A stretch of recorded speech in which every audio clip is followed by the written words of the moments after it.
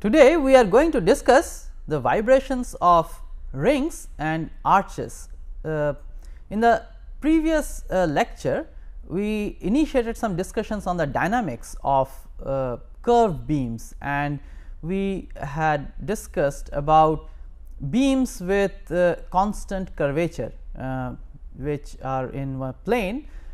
So, before we look into the vibrations of rings and arches, let us recapitulate briefly what we discussed in the previous lecture. So, we considered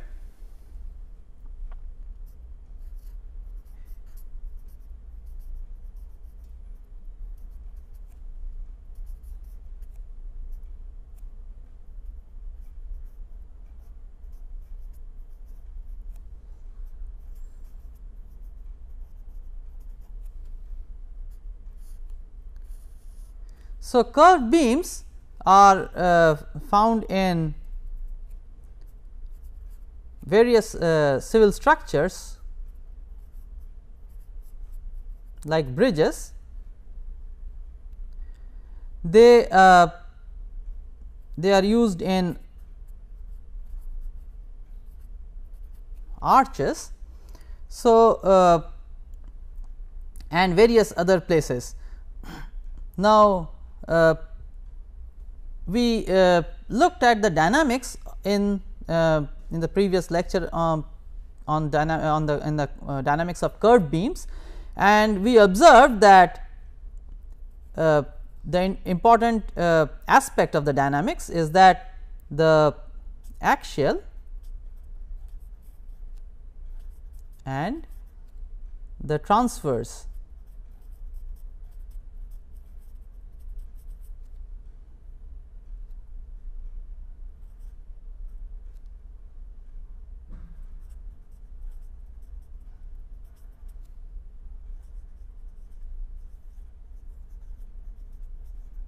are coupled.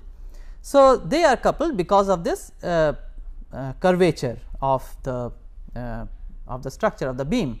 So, we had made some simplifying assumptions when we discussed about when we formulated the dynamics. We assumed that the beam is still planar, though it is curved in a plane.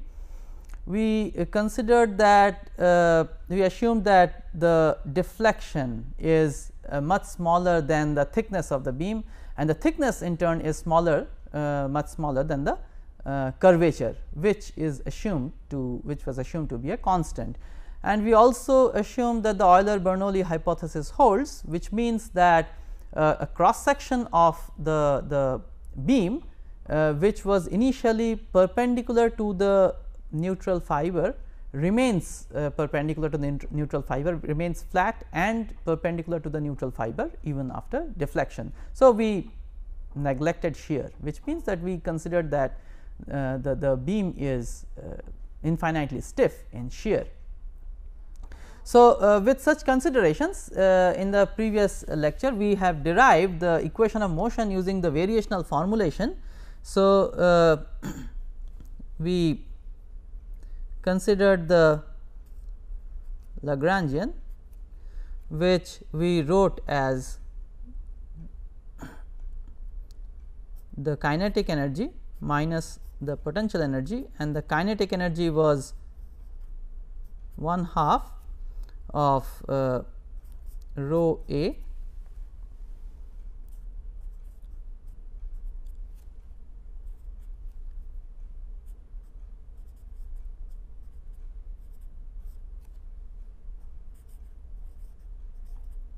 here. These are the field variables. So, u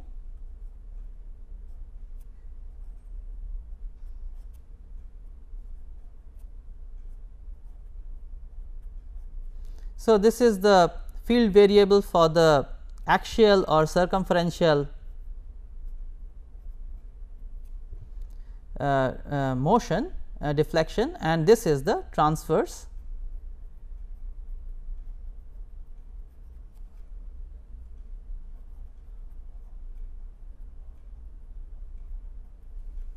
W is for the transverse deflection. So, this and minus the potential energy we calculated as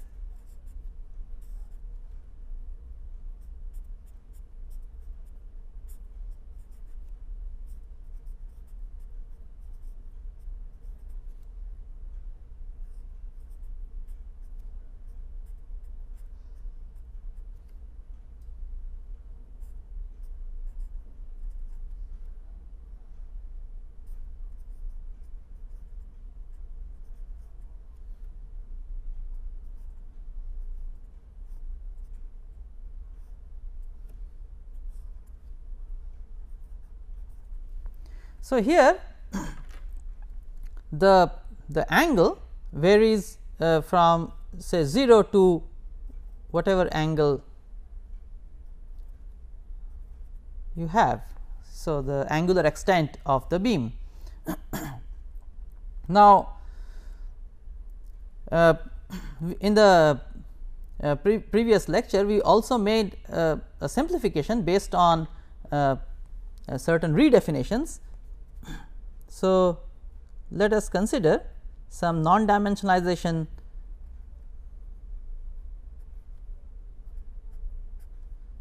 So, the time is non-dimensionalized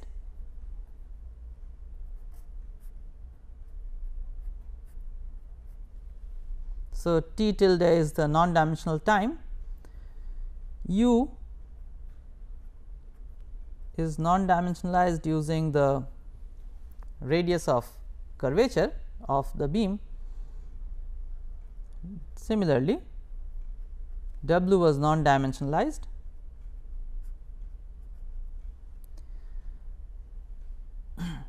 Now, using this non-dimensionalization, we can rewrite this Lagrangian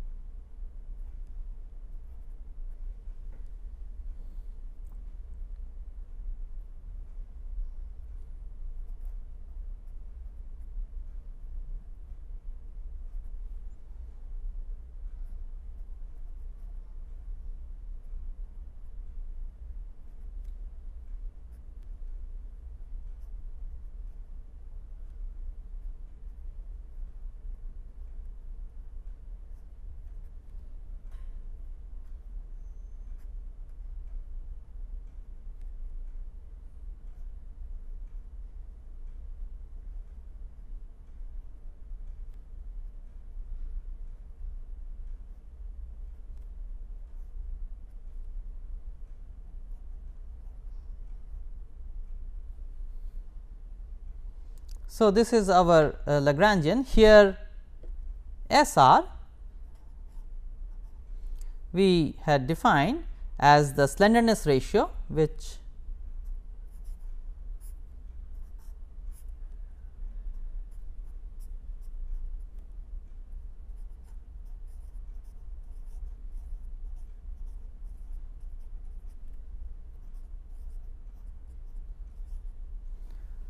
So, this is the slenderness ratio, which tells us how slender the beam is. So, higher the value, the more slender it is.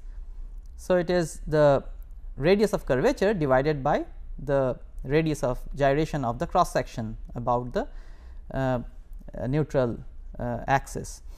Now, so with this Lagrangian, we derived the equation of motion.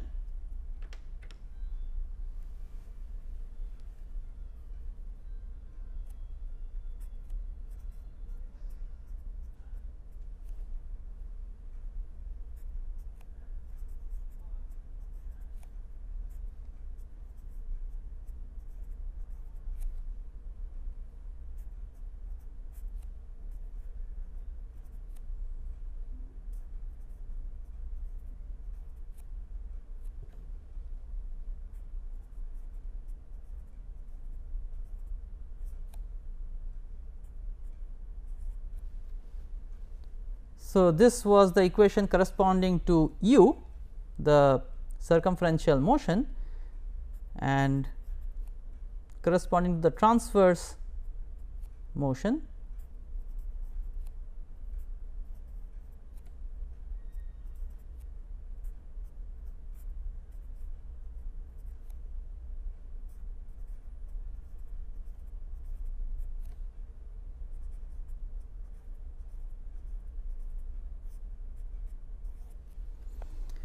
we have these two equations. So, today we are going to first discuss the vibrations of rings. So, in the case of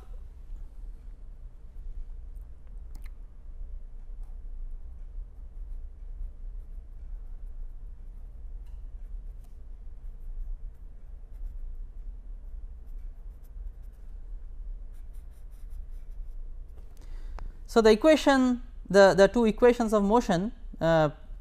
So, this is the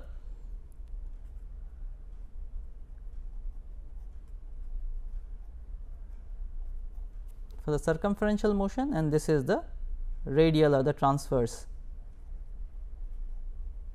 motion.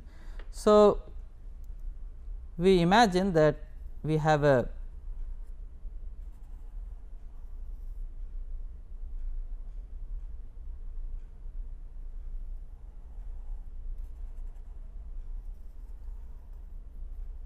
uniform ring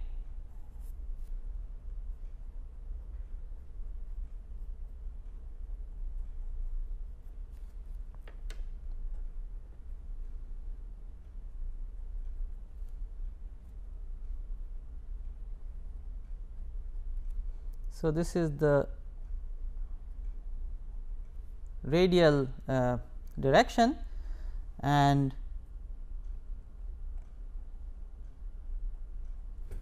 this is the circumferential or tangential direction.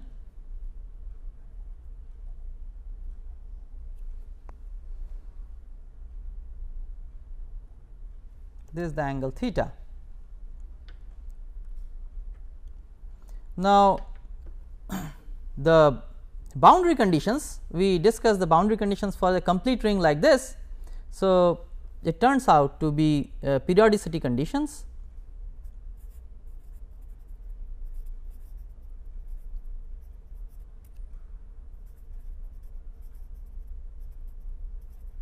On the field variables. So, we have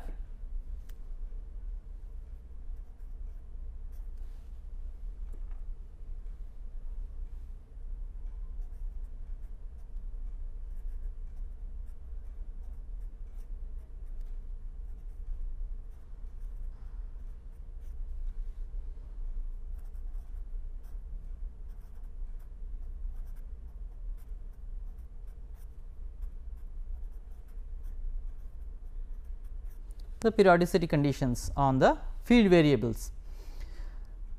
Now, we are going to perform the modal analysis of this system. So, we search for solutions with the structure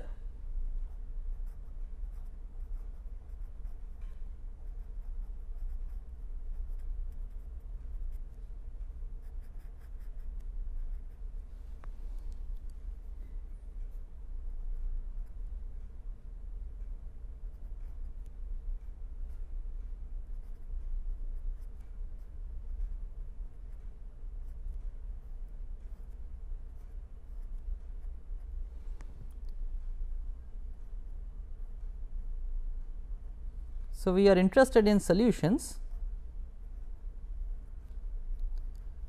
with this separable structure. Now, you see that this is a function of theta and t.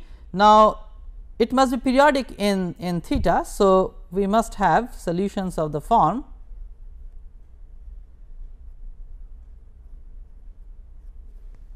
like this. So, where n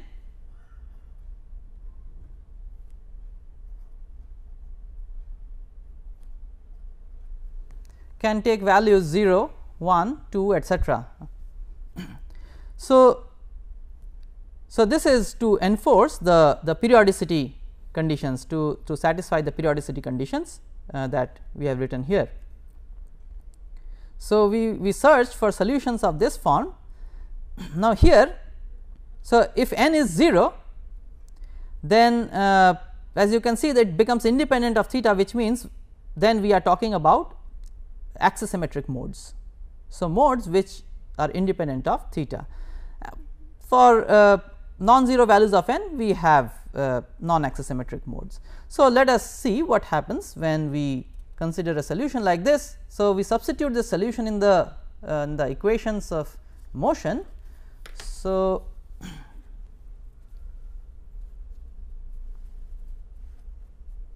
if you do that, then it can check that upon simplification of these equations,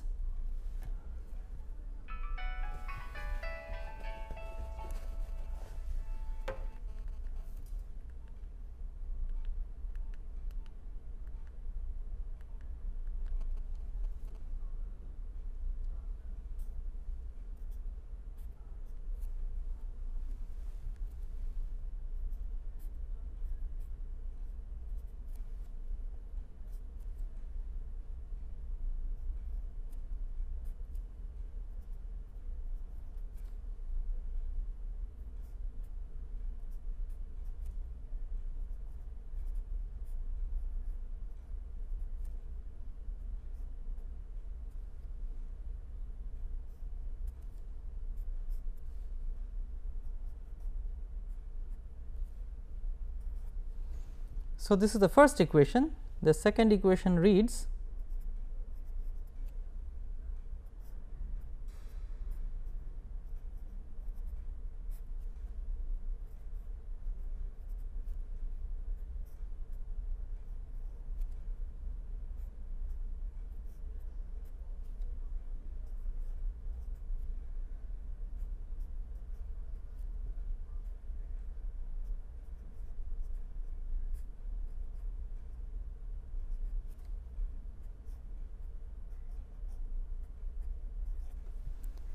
So, these are the two equations that we obtain by substituting the solution form, modal solution form in the equations of motion. Now, for non-trivial solutions of u and w, this capital U and capital W, we must have the determinant of this matrix. So, we can write this as a matrix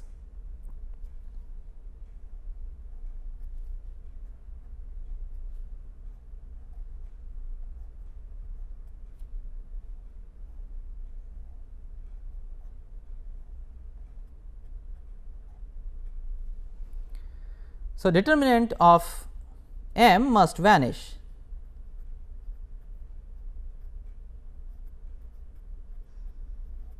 So, for non-trivial solutions of u and w, and that leads us to the characteristic equation, which can be obtained easily.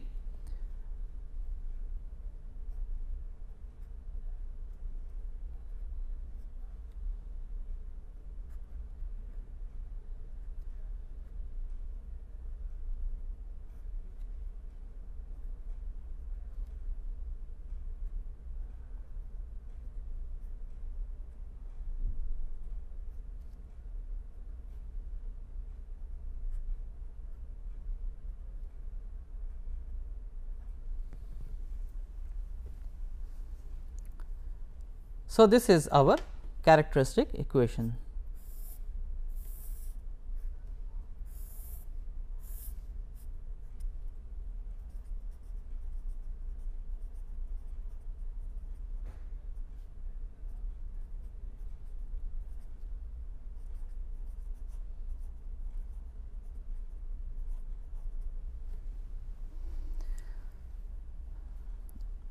Now, we have to solve for omega from this equation, substitute in these two equations and then solve for these eigenvectors u and w, and then we will obtain the eigen functions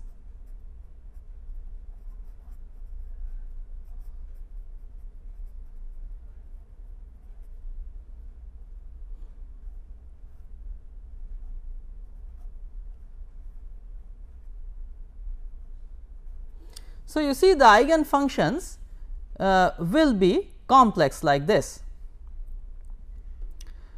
So, u and w themselves will be can be complex, because you have this I here in these equations. So, u and w are themselves complex, and hence these eigenfunctions are all complex. Now, we have discussed already that when you have complex eigenfunctions, we both the real and the imaginary parts of this can be the eigenfunctions, and so what we can conclude is that for a given eigen frequency we can have more than one eigenfunction. This is called degeneracy. So, we have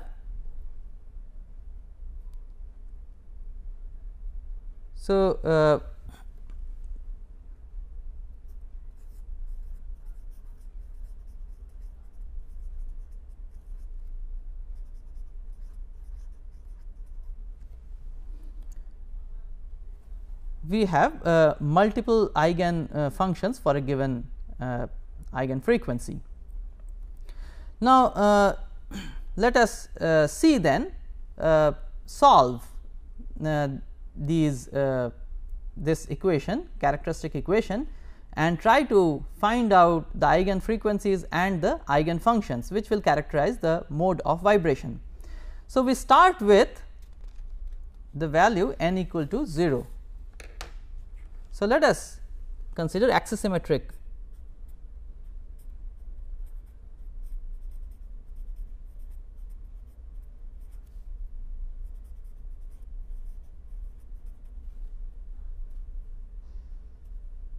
So, n is equal to 0. So, if n is equal to 0, then you can see straight from here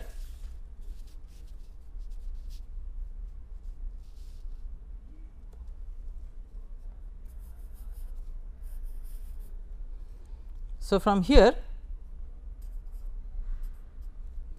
so n being 0, so this is the characteristic equation for axisymmetric modes. So, that would imply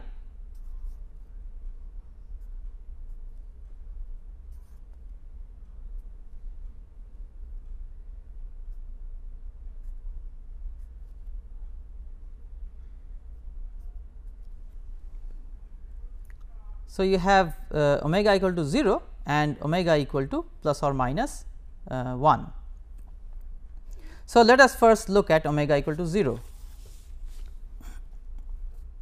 So, the eigen vector corresponding to omega equal to 0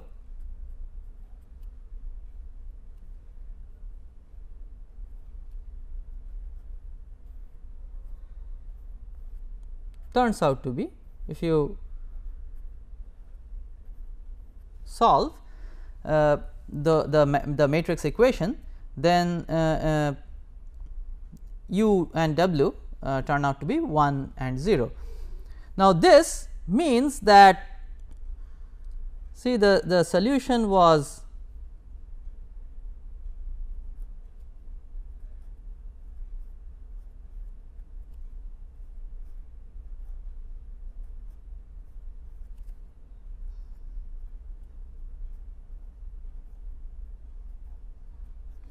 so n is 0, omega is also 0. So, this term is absent, and so the motion is, this is 1 and this is 0. So, which means there is it is a motion along the circumferential direction of the ring.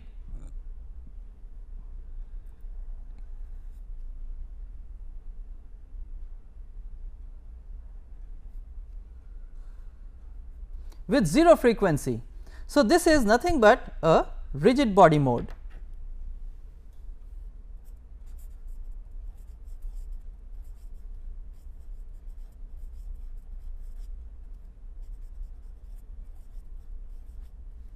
So, this is a rigid body mode, which implies that angular momentum is conserved.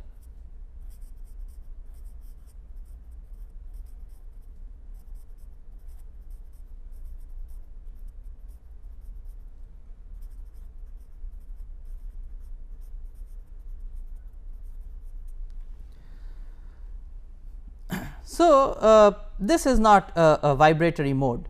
So, next let us look at the other solution, which is omega equal to plus or minus 1.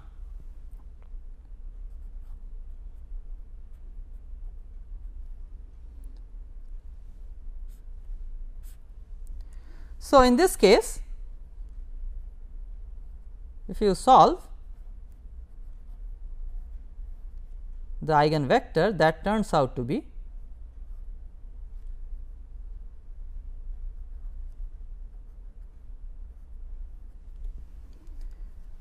0 and 1. So, now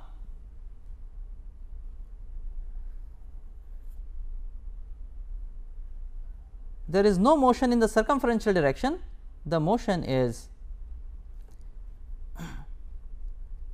so here n is equals to 0, but omega is plus or minus 1, which means it is an oscillatory mode. So, it will be an oscillatory mode,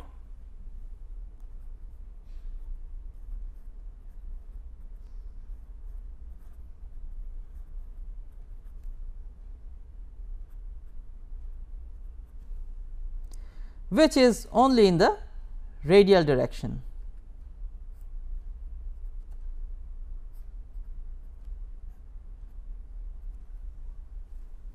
So, you have something known as a breathing mode.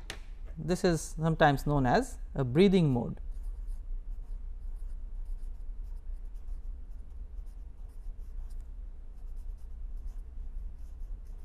So, the ring expands and contracts axisymmetrically. So, this is a breathing mode. So, this shows this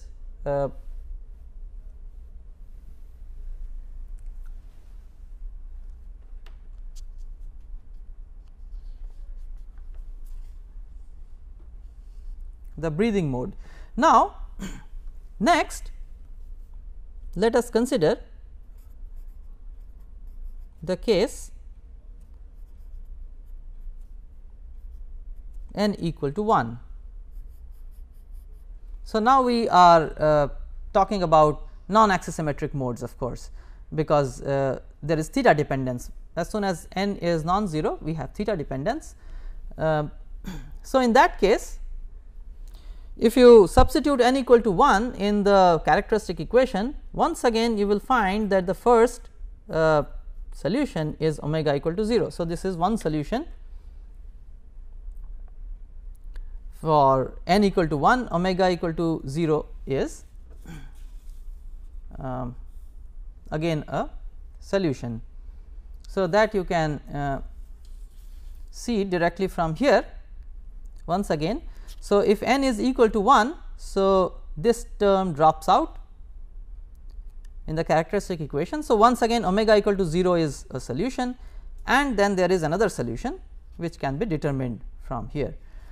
So, the first solution is omega equal to 0. Again we suspect that this is a rigid body mode, which it is. So, if you calculate once again the eigen vectors, they turn out to be I and 1. So, let us see what this means. So, this gets multiplied, the eigen functions are nothing but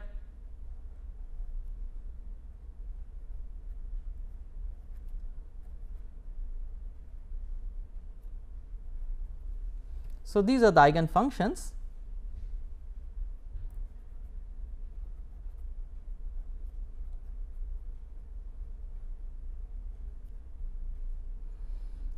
And that can be written as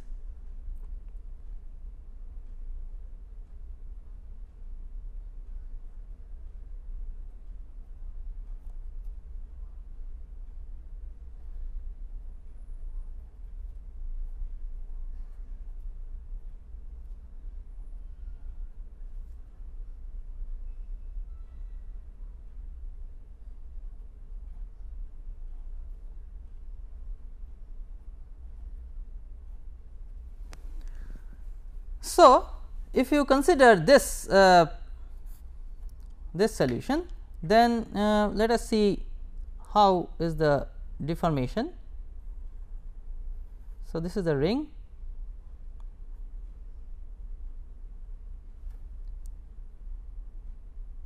So,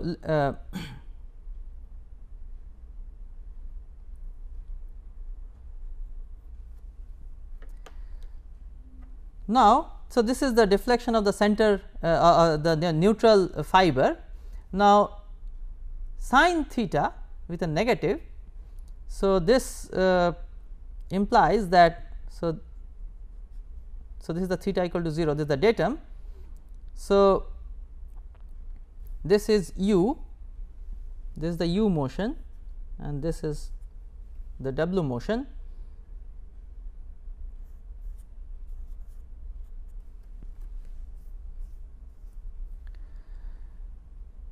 So, u is 0 here,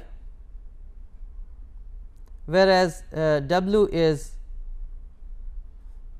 plus 1, and then you will find that at this point theta equal to pi by 2. So, this is minus 1. Now, minus 1 would mean, because the axis here is like this,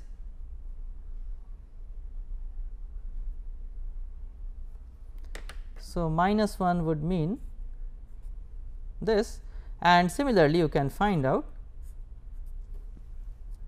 that this represents a motion like this, and similarly this eigen function vector will represent a motion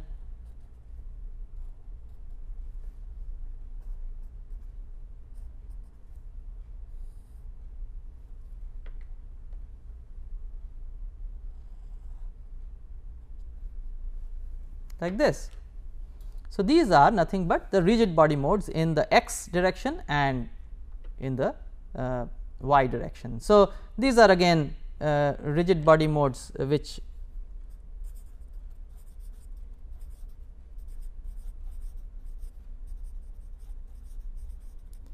imply linear momentum conservation.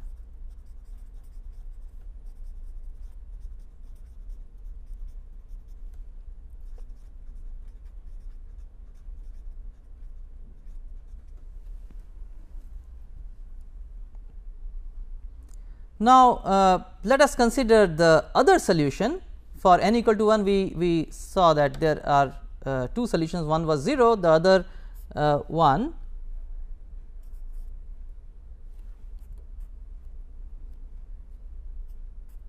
turns out to be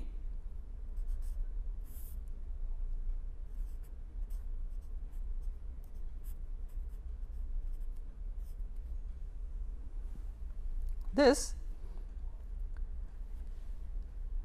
and the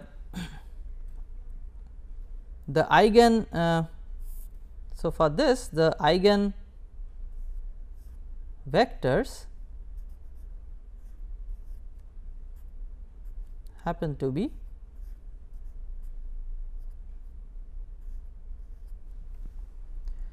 given by this complex notation. So, this turns out to be following this notation. So, if you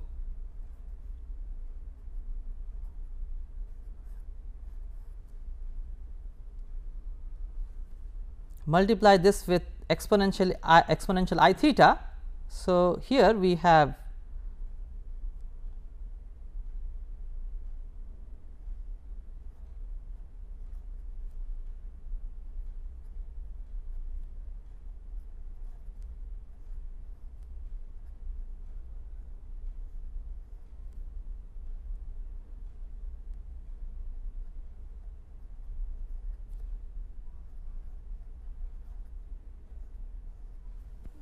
so these are the eigen function vectors. Now, here now in every so these are actually the non-dimensional frequencies. If you want to find out the dimensional frequencies, they are given by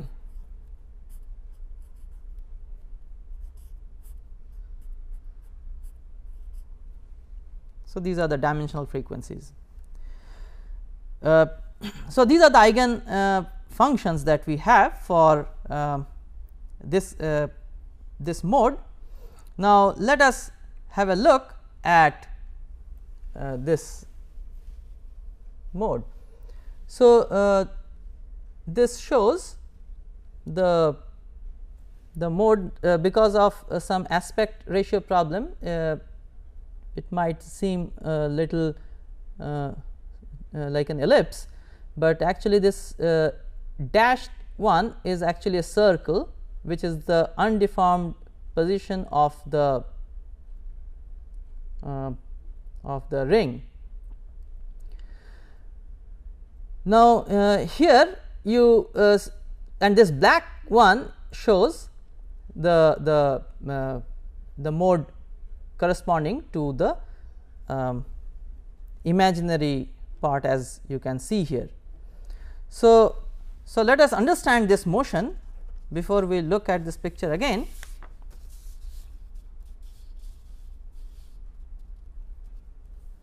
So, let us consider this imaginary part. So, once again let me draw the ring.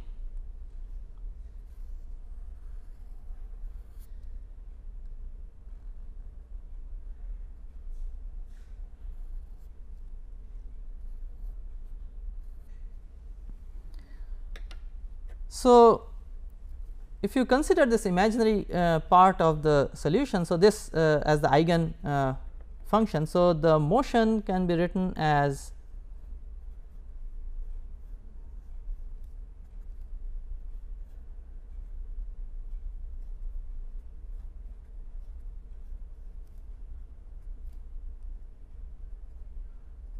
where omega is of course given by this eigen frequency, circular eigen frequency.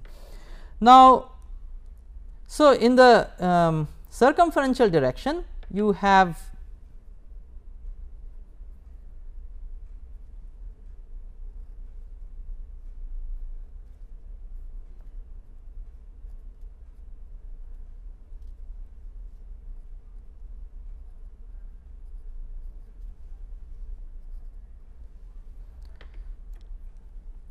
this as sin theta. So, which means here there is no circumferential motion, but there is this radial motion.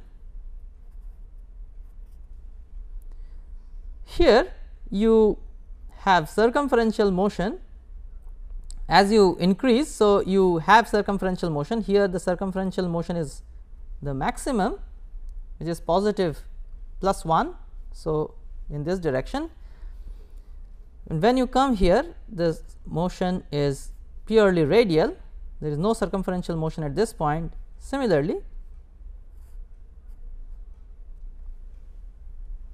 you have circumferential motion in the negative direction here at this point and no radial motion here.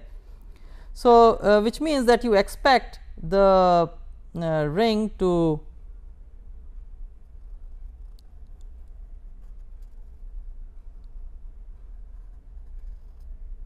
so the center line of the ring will look like this.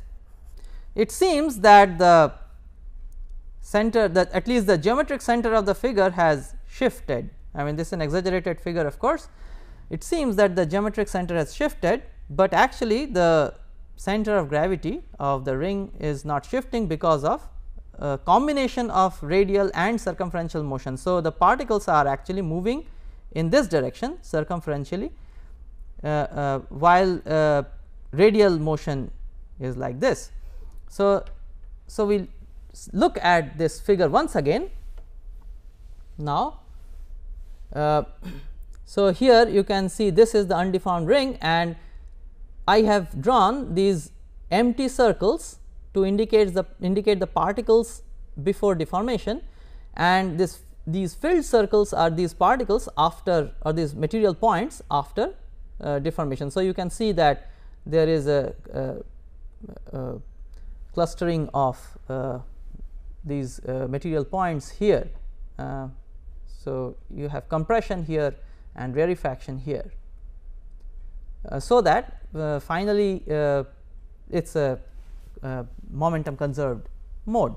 So, continuing this way you can then solve for higher modes, but then let us see something interesting. Now, we have discussed as yet till now this mode, which was the breathing mode, and this mode, but they are not the lowest modes. The lowest mode appears to be like this. Once again there is some aspect ratio problem. So, this dashed one is the undeformed ring, and this is the deformed configuration. So, you see this this in this mode it is moving out here and moving in here, and vice versa. So, this is going to oscillate like this, and so there is a phase difference of between this and this which is pi. Here you have the higher mode. So, you can see the circular eigenfrequency non-dimensional. This is the next higher, and this is the fourth mode, and this is the fifth mode, and so on. So, you can calculate all the eigen frequencies of various modes and also plot the eigen functions. Now, looking at these figures, it might seem that these are nodal points, but this has to be checked properly, because now we have not only radial motion, but also circumferential motion. So, if a node is considered to be a point at which there is no motion, then this might not be a node. For example, here this is definitely not a node. So, occurrence of actual nodes has to be checked by looking at motion of material points on the ring. So, till now we have been discussing about vibrations of rings. Next we will discuss vibrations of arches. So, circular arches.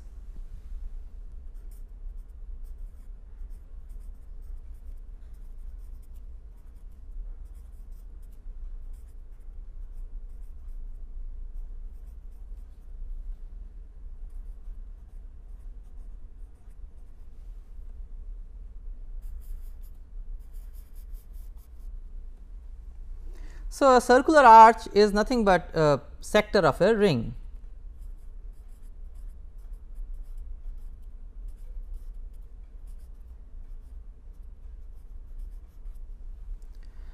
We will consider two examples of arches.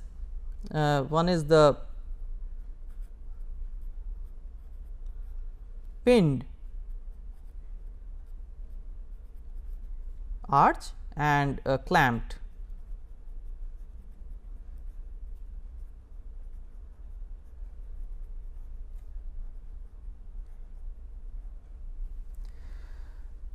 Now, as you will realize that the equations of motion for the arches for the curved beams, they are coupled and complicated.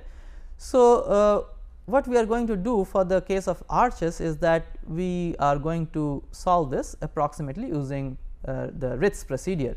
So, let us see what are the boundary conditions, because we need to choose admissible functions for application in the Ritz method. So, let us look at first the pinned arch.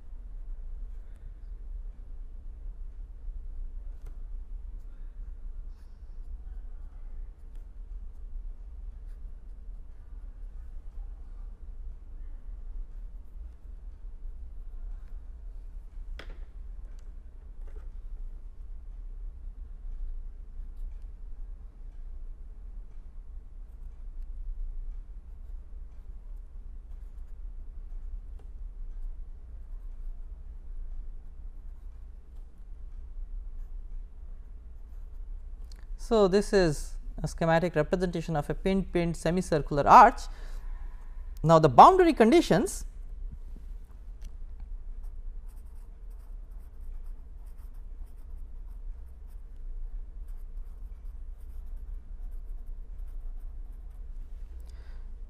if you look back on the discussions we had on the boundary conditions of the curved beams, then at theta equal to 0 and theta equal to pi, we must have u equal to 0, which is the circumferential motion, and w equal to 0, and we also must have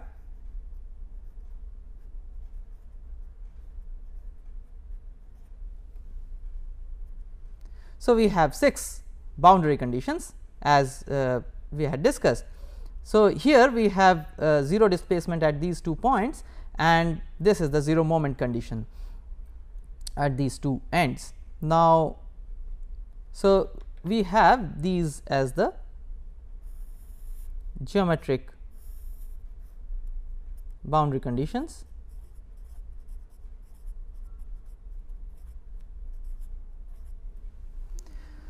So, to choose now we have to choose admissible functions. So, we can choose admissible functions. So, we expand our field variables. So, the way I have chosen for this problem,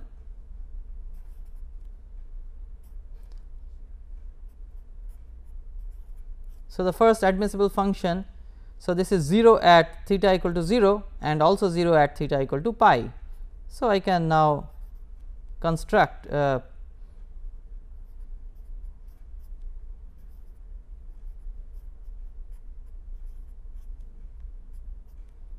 I have taken a 3 term expansion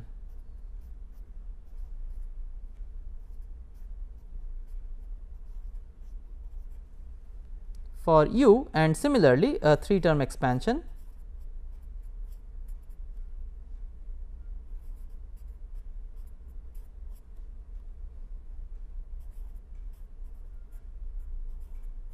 for w using the same admissible functions.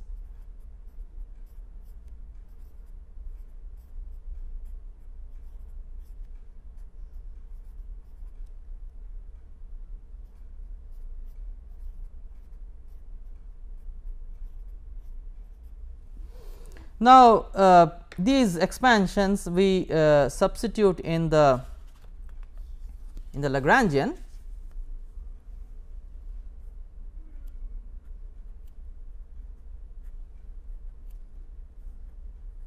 So, we have a semicircular arch, so 0 to pi,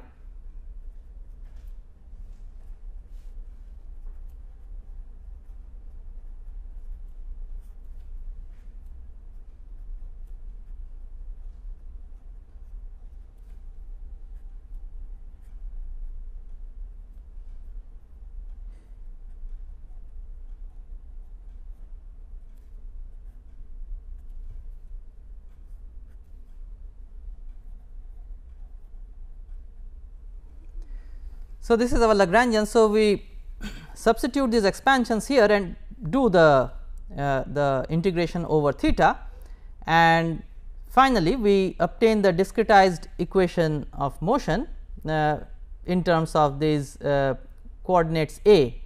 So, we will obtain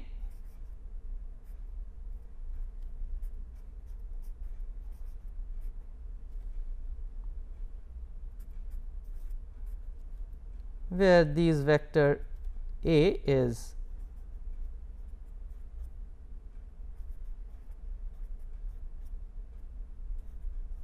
a1 to a6, and we can perform the modal analysis and obtain the circular eigenfrequencies. So, for this arch, pinned arch, the non dimensional circular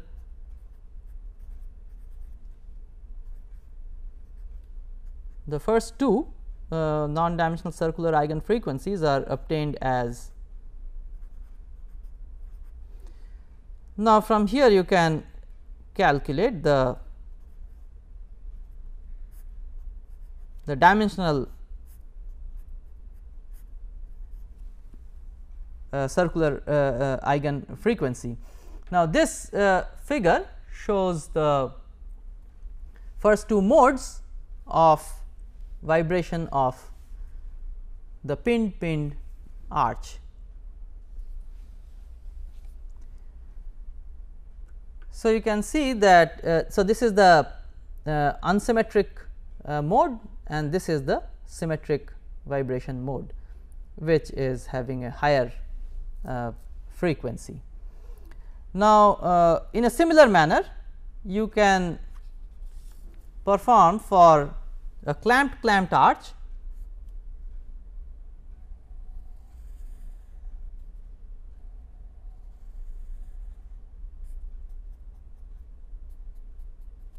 So, this is a clamped arch. Here the boundary conditions at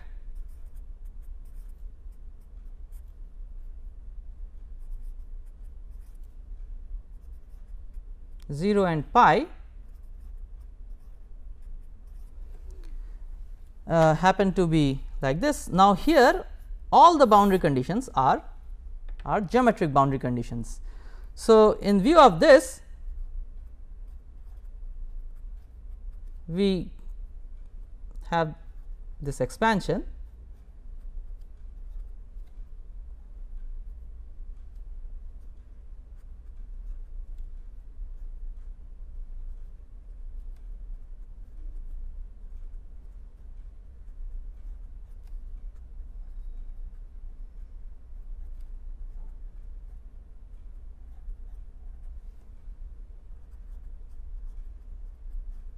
Now, here because you have this slope condition as well. So, del w del theta condition.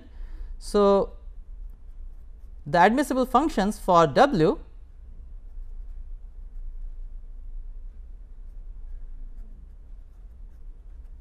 must be taken like this. So, theta square pi minus theta whole square.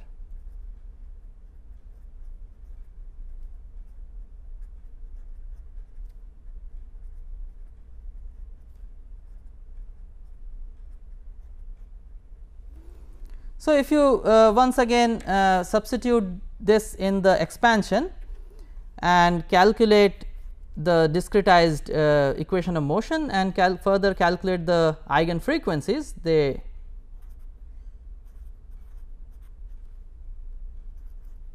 turn out to be. So, the non-dimensional circular eigen frequencies appear as so, these are higher than the pinned case as we expect. So, here this figure shows the modes of vibration. Again, this first mode is the unsymmetric mode and this is the symmetric mode with higher frequency. So, let us recapitulate what we have discussed today.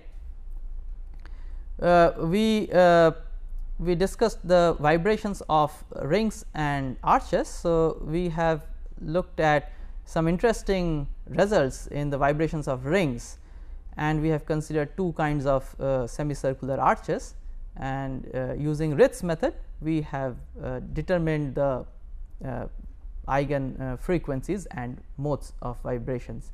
So, with that I conclude this lecture.